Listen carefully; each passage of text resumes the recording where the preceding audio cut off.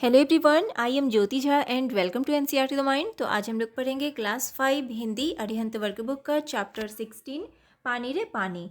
तो चलिए पढ़ना स्टार्ट करते हैं। आप भी अपना वर्क बुक निकालिए और मेरे साथ साथ बनाना स्टार्ट कीजिए। पानी रे पानी पाठ आधारित प्रश्न, यानी कि जो चैप्टर में दिया गया है उसी पे आधारित प्रश्न है, उसे सॉल्व करना है। प्रश्नों के सही विकल्प पर सही का निशान लगाइए।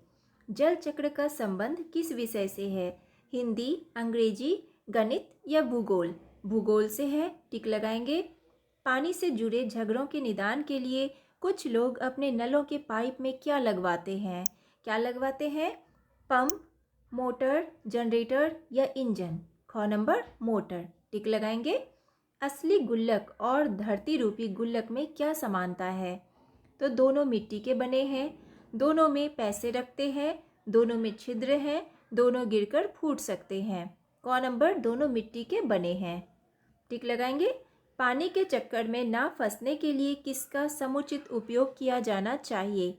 आहार चक्र का, जल चक्र का, वायु चक्र का या इन सब का? क्या होगा? ख नंबर जल चक्र का, टिक लगाएंगे। सही कथन पर सही तथा गलत कथन पर गलत का निशान लगाइए। गर्मियों में नलों में पानी आने का कोई निश्चित समय नहीं होता। सही। आज शहरी लोग अन्य चीज़ों के साथ साथ पानी भी खरीदते हैं। सही। बाढ़ जैसी समस्या मुंबई को नहीं सताती। गलत। तालाबों और झीलों का पानी भूमि के नीचे छिपे जल के भंडार में नहीं मिलता। गलत। ठीक है। इसके बाद है बॉक्स में से उचित शब्दों का प्रयोग करके रिक्त स्थान भरिए। अब यहाँ पे बॉक्स में दिया गया है, इसमें से उचित शब्द चुनना है आपको और रिक्त स्थान भरना है। समुद्र से उठी भाप बादल बनकर पानी में बदल जाती है।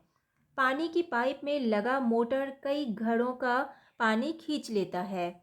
बाढ़ के दौरान कुछ दिनों के लिए सब कुछ थम जाता है।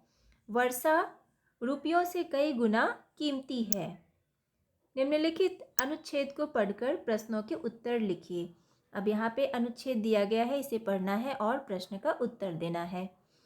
आज़ादी के बाद दिल्ली में पानी की औसत मांग या खपत लगभग 3 गुना बढ़ गई है, पर झुग्गी बस्तियों को अभी भी औसत खपत का 30% पानी ही मिल पाता है। जब ज़रूरत के हिसाब से लोगों को पानी नहीं मिलता तो उनके हक छीनते हैं। ठीक है। इसके बाद इसमें प्रश्न है कि अनुच्छेद में किस काल का वर्णन है? अनुच्छेद में पिछले 60 वर्षों के काल का वर्णन है। स्वतंत्रता प्राप्ति के बाद दिल्ली में पानी की औसत मांग में कितनी वृद्धि हुई है? तो स्वतंत्रता प्राप्ति के बाद दिल्ली में पानी की औसत मांग में 3 गुना वृद्धि हुई है। झुग्गी बस्तियों को औसत खपत से कितना प्रतिशत कम पानी मिलता है? झुग्गी बस्तियों को औसत खपत से 30% ही पानी मिल पाता है। लोगों का हक कब छीना जाता है? जब ज़रूरत के हिसाब से लोग को पानी नहीं मिलता तो उनके हक को छीना जाता है।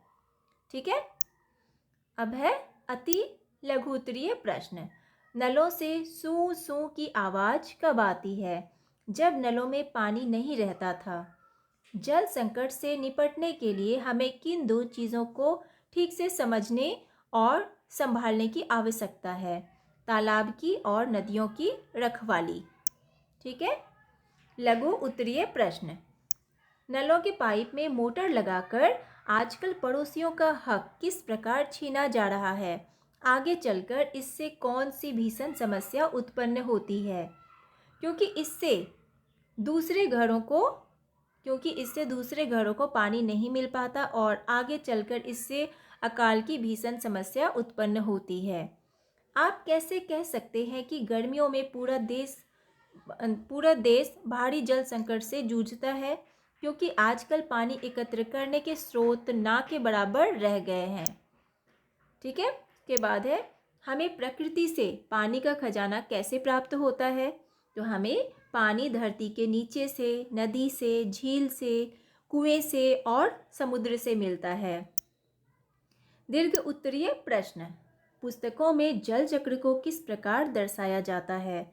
पुस्तकों में जल चक्र को चित्र के माध्यम से दर्शाया जाता है। चित्र में कुछ तीरों के माध्यम से जल की यात्रा एक तरफ से शुरू होकर समुद्र में वापस मिल जाती है। नलों में पानी को लेकर कौन कौन सी समस्याएं उत्पन्न होती हैं, उनका हम पर क्या प्रभाव पड़ता है। तो नलों में समय पर पानी नहीं मिल पाता, कभी देर रात तो कभी सुबह सवेरे बेवक्त ही आता है, जिसके कारण नींद खराब होती है और कभी कभी तो नल पर लड़ाई भी हो जाती है। उसके बाद है अकाल और बाढ़ एक ही सिक्के के दो पहलू हैं। कैसे? तो अकाल में लोगों को पानी नहीं मिल पाता और दूसरी तरफ बाढ़ आने पर सब कुछ पानी में डूब जाता है। इसलिए अकाल और बाढ़ एक ही सिक्के के दो पहलू हैं। भाषा आधारित प्रश्न, निम्नलिखित शब्दों को शुद्ध करके लिखिए। अब देखिए, ये जो है ना अशुद्ध शब्द है, इसे आपको शुद्ध करके लिखना है। तो समुद्र इस तरह से नहीं होगा, समुद्र इस तरह से लिखेंगे, ठीक है। स्रोत ऐसे नहीं होगा, स्रोत इस तरह से लिखेंगे, ठीक है। मुंबई ऐसे लिखेंगे, गुल्लक इस तरह लिखेंगे। प्रकृति, तो प्रकृति ये वाला सही है। गांव इस तरह से लिखेंगे और ये वाला इस तरह से, और स्टेडियम ये इस तरह से। तो जो सही है आपको इसे सही करके लिखना है। पाठ में पानी के स्थान पर जल शब्द का भी प्रयोग किया गया है। नीचे पानी के अन्य पर्याय लिखिए। पानी का और भी क्या क्या होता है?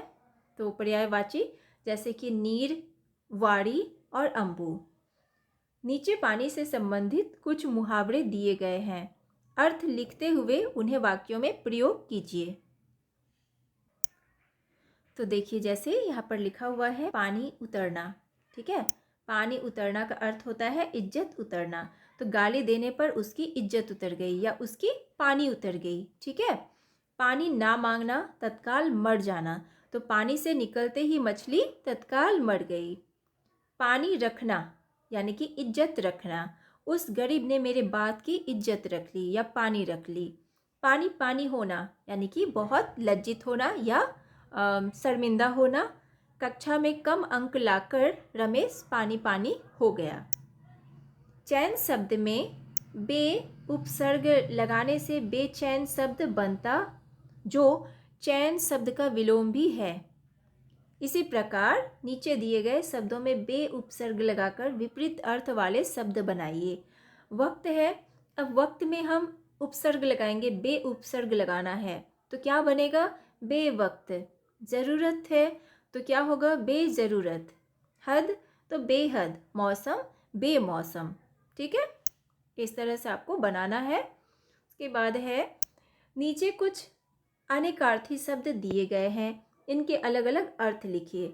अब देखिए, ये जो है ना भाग, जैसे भाग लिखा हुआ है, भाग का क्या क्या अर्थ होता है? तो एक भाग का मतलब हुआ हिस्सा और दूसरा अर्थ हुआ तेजी से जाना, ठीक है। दूसरा नोट, नोट मीन्स होता है एक तो रुपया और दूसरा होता है लिखना। तीर का किनारा और दूसरा हुआ बाण। पत्र का चिट्ठी और दूसरा पत्ता। पाठ में से छांटकर नीचे दिए गए शब्दों के तद्भव रूप लिखिए, ठीक है। तद्भव रूप लिखना है। निद्रा, निद्रा का क्या हुआ? नींद। कर्म का काम, गृह का घर, ग्राम का गांव, घट का घड़ा, रात्रि का रात। मृत्तिका का मृत्तिका मीन्स मिट्टी, मातृका माता। पाठ के आसपास बूंद बूंद से घड़ा भरता है, इस विषय पर एक अनुच्छेद लिखिए। तो मैंने थोड़ा थोड़ा धन जमा कर अधिक संचय किया, क्योंकि बूंद बूंद से ही घड़ा भरता है। आजकल शहरों में घरों के नलों में वाटर प्यूरीफायर लगाया जाता है। सोच कर लिखिए कि इसकी आवश्यकता क्यों पड़ी और इस स्थिति के लिए कौन जिम्मेदार है। तो क्योंकि पहले की तुलना में आजकल नदियों का पानी दूषित हो रहा है या दूषित है, तो इसके जिम्मेदार भी स्वयं हम लोग ही हैं, ठीक है। तो आपका ये वर्कबुक कंप्लीट हो चुका है। कैसा लगा आपको पढ़ के मुझे ज़रूर बताइए। अच्छा लगा हो मेरा पढ़ाना तो मेरे चैनल NCERT द माइंड को लाइक सब्सक्राइब कीजिए और पास में दिए गए बेल आइकन को ज़रूर प्रेस कर दीजिए, ताकि NCERT से रिलेटेड हर वीडियोज़ आपके पास समय से पहुँचती रहे।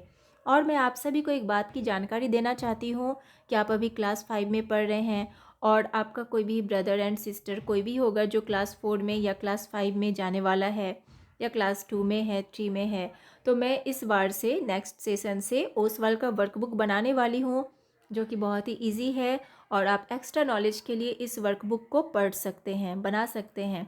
अगर आपको चाहिए तो मैंने लिंक डिस्क्रिप्शन बॉक्स में दे दिया है। आप अमेज़ॉन से ख़रीद सकते हैं या इसकी ऑफिशियल वेबसाइट से भी ख़रीद सकते हैं। और अगर आप मेरे द्वारा ख़रीदते हैं, मेरे लिंक के द्वारा ख़रीदते हैं, तो आपको मिलता है एक्स्ट्रा डिस्काउंट। तो आप आज के आज ऑर्डर कर दीजिए और मैं नेक्स्ट सेशन से इसका वीडियो बनाना स्टार्ट करती हूँ। तो ओसवाल का वर्कबुक है, ज़रूर ख़रीदिए।